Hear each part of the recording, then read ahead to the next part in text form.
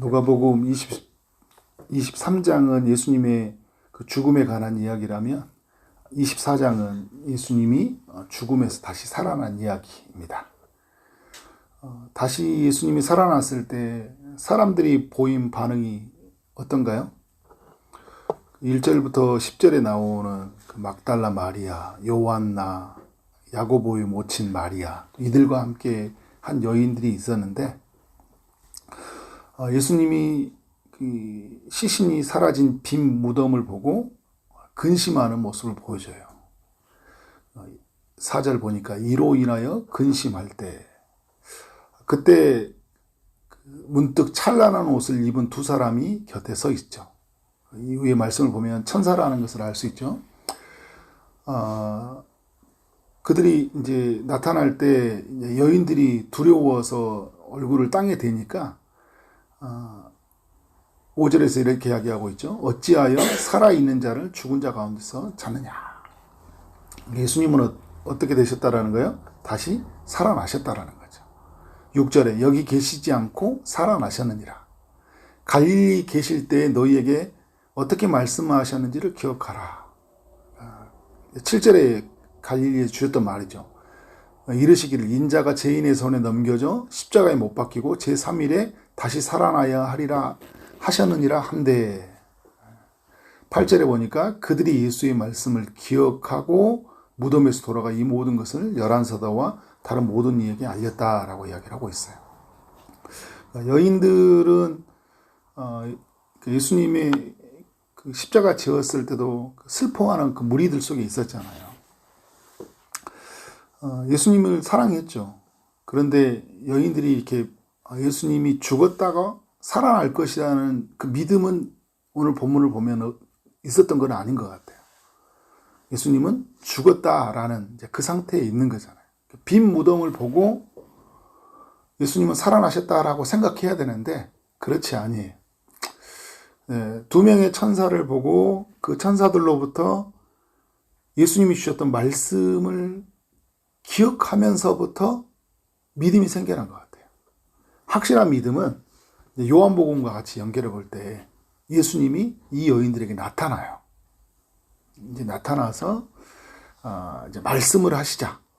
그때 이제 예수님이 살아나셨구나. 오늘 이제 말씀 전체의 흐름도 그렇고요. 사람들은 다 예수의 부활을 믿지 못해요. 근데 예수님이 사람들에게 맞춰서 보여주시고 말씀해 주시고 그래서 부활을 믿게 하셔요. 중요한 게 있어요. 예수님의 그 말씀이 들릴 때 그들이 이제 눈이 열린다라는 거죠. 말씀을 기억할 때, 그리고 예수님이 말씀해 주실 때, 지금 적용해 본다면 그거요. 지금도 여러분 예수님이 우리에게 말씀하시잖아요. 누구를 통해서요? 성령을 통해서. 하늘로 올라가신 예수님은 이제 성령을 통해서 교회에게, 하나님의 백성들에게 말씀하거든요. 그래서 성령을 통해서 우리는 주님을 알게 돼요. 의심에 하던 우리가 어떻게 해요? 말씀을 들음으로 믿음이 생기는 거잖아요. 또 인자가 말씀할 때, 그러니까 예수님이 전에 주셨던 말씀은 이제 우리가 성경으로 기록되어 있잖아요. 성경을 펼 때 우리는 이제 누구를 만나게 돼요? 주님을 만나게 되는 거예요. 그래서 성경과 성령의 일하심은 굉장히 중요한 거예요. 오늘 또 보좌 우편에서 주님은 우리를 위해서 기도하시고 또 성령을 통해서 말씀하신다.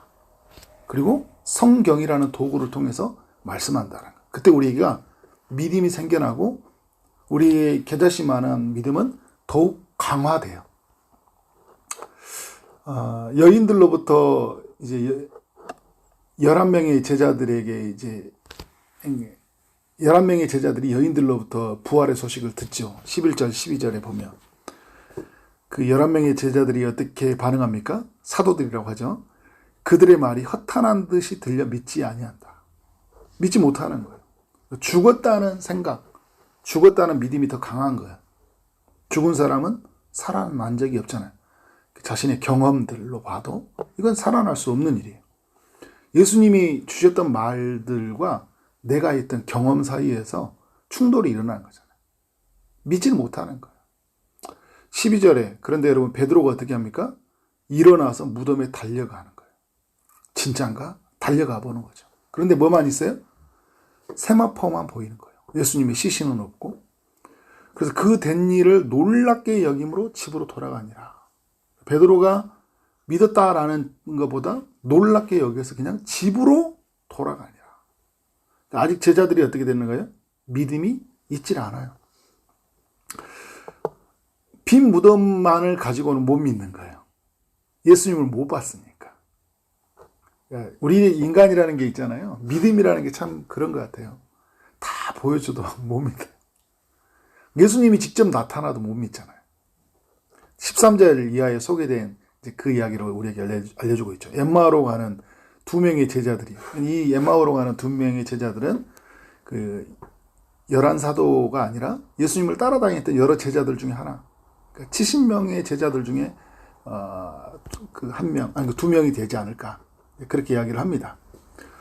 예수님과 함께 어떻게 합니까? 걷잖아요. 서로 예수님이 이제 그 둘이 걸어갈 때,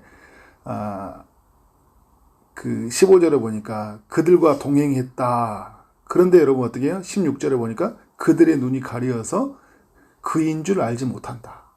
예수님인 줄 알지 못하는 거예요. 아니, 예수님을 따라다녔던 사람들인데 예수님을 잘 알지 못하는 거예요. 그러니까 여러분, 죽었다라는 이 생각이 어떻게 해요? 나의 눈을 가리는 거예요. 믿지를 못하는 거예요. 예수님과 함께 대화를 계속 주고받은데도 불구하고 예수님을 알아보지 못해요. 근데 여러분, 이들이 어떻게 예수님을 이제 알아보게 됩니까? 이제 이들에게 나타나 보일 때 함께 성경을 풀어주잖아요. 그죠? 그들이 이제 예수님이 너는 알지 못했냐? 지금 부활한 소식이 있었다. 막 이런 이야기만 하고 있어요. 그러니까 이 두 명의 사람들은 들려오는 소식만 이야기하고 있어요. 안 계신다. 이런 이야기 하지. 이들은 부활을 지금 믿지 못하고 있는 거예요. 그러니까 여러분, 우리도 그럴 수 있어요. 예수에 대한 이야기는 많이 하고 있어요. 근데 못 믿는 거예요. 엠마오가로 가는 두 제자들처럼. 예수님 부활하셨대. 죽음에 살아나셨대. 그런데 그 부활하신 주님이 나와 함께 하시고 그 부활하신 주님이 내게 은혜를 베푸신다는 사실들하고는 괴리가 있는 거예요. 지금 엠마오로 가는 두 제자가 지금 이런 모습을 보여주고 있거든요. 근데 예수님이 이 사람들에게 했던 이야기가 뭐냐면,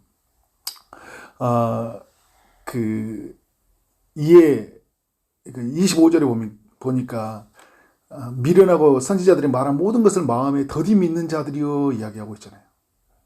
왜 믿지 못하냐라는 거죠. 그리스도가 고난을 받고 자기 영광에 들어갈 것이 아니냐 하시고 27절에 이에 모세와 모든 선지자의 글로 시작하여 모든 성경에 쓴 바 자기에 가는 것을 자세히 설명합니다. 자세히 설명할 때 그들이 어떤 생각을 가지게 되는 거예요. 나중에 말씀을 들었을 때 마음이 뜨거워졌다 이야기를 해요.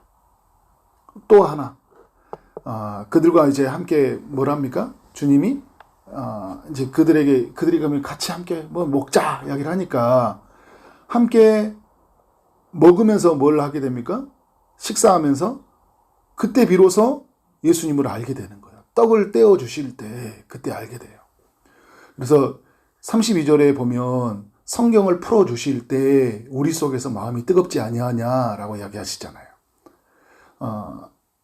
그리고 30절에서 보면 그가 함께 음식을 잡수실 때 떡을 가져다 축사하시고 그들에게 떼어 주시니 라고 이야기하잖아요. 떡을 먹었죠. 그러니까 31절에 그들의 눈이 밝아져 누구인 줄 알았다고요? 그인 줄 알았다.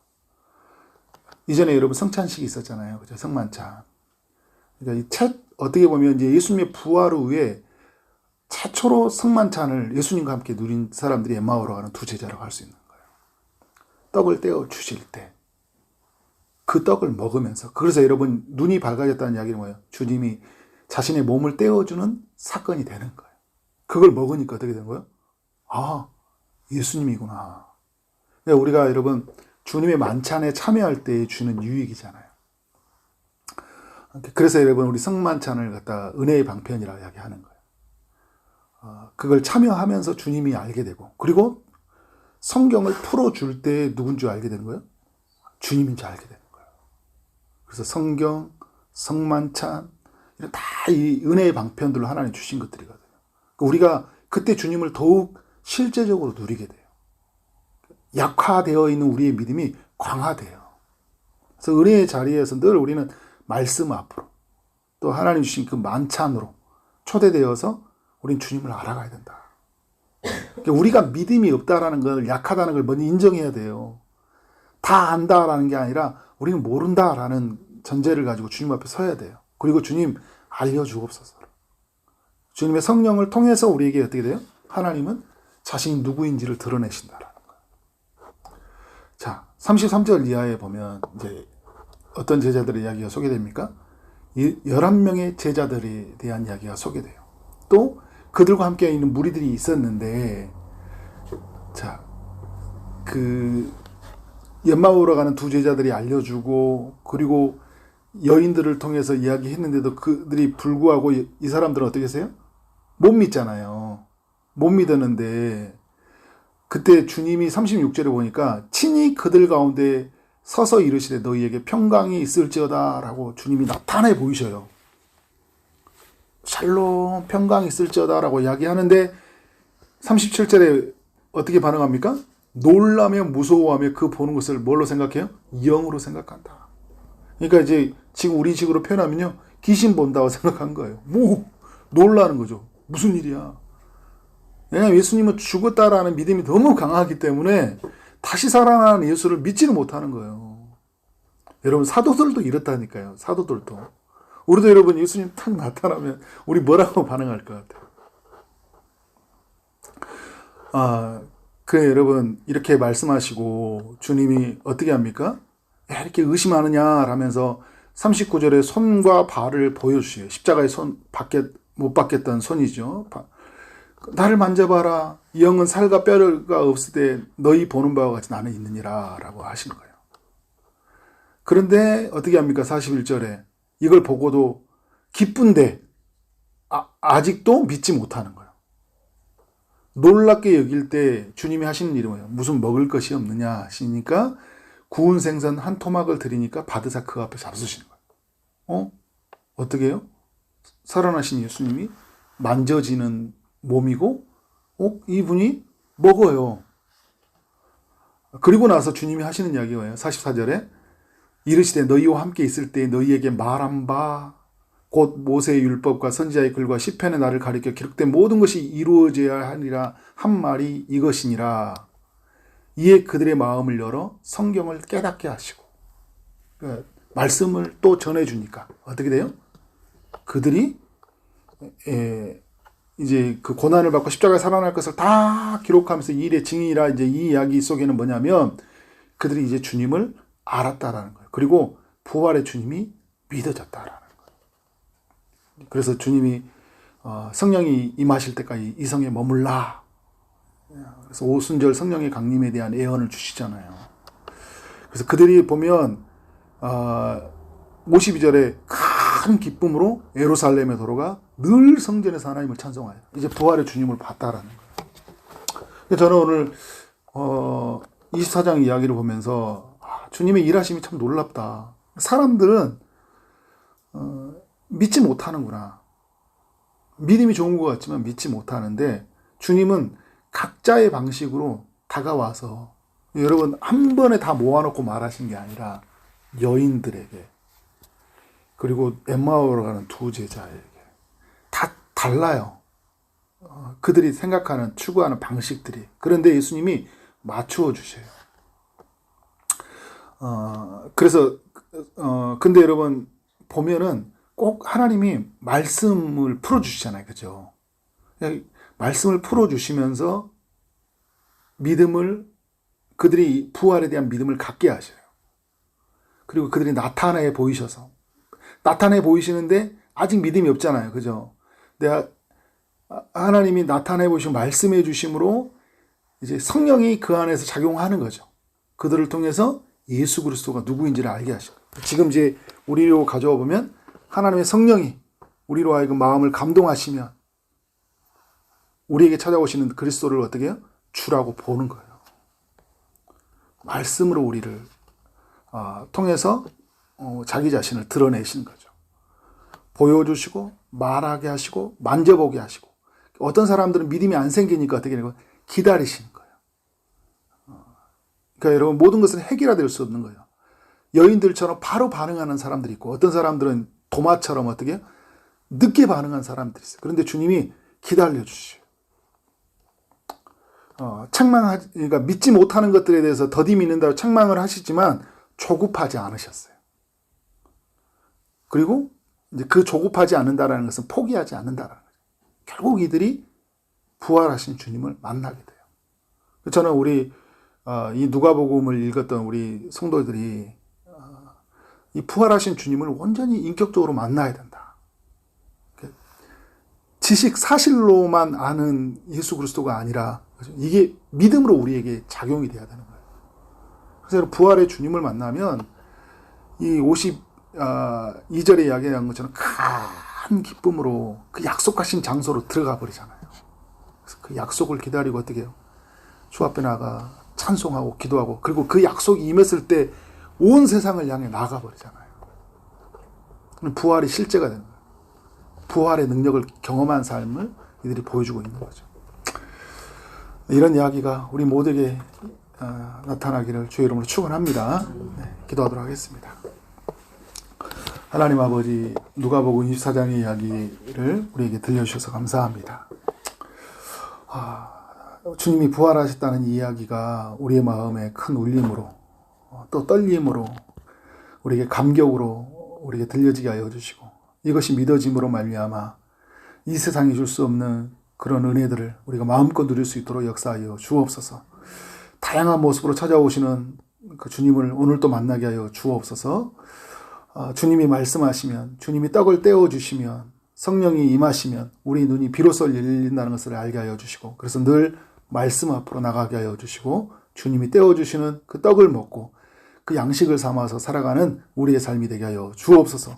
오늘도 우리 모두에게 성령으로 충만케 하여 주옵소서.